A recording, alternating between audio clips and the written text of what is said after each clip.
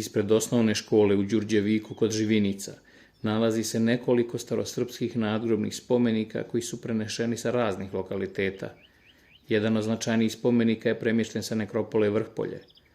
Ovaj spomenik, Sljemenjak, ukrašen je uklesanom predstavom viteza na konju, a sa bočne strane nalazi se ćirilični epitaf koji glasi: "A se leži Stojanu Tolović na svojej zemlji na plemenitoj, se postavi ostoja brat jegov."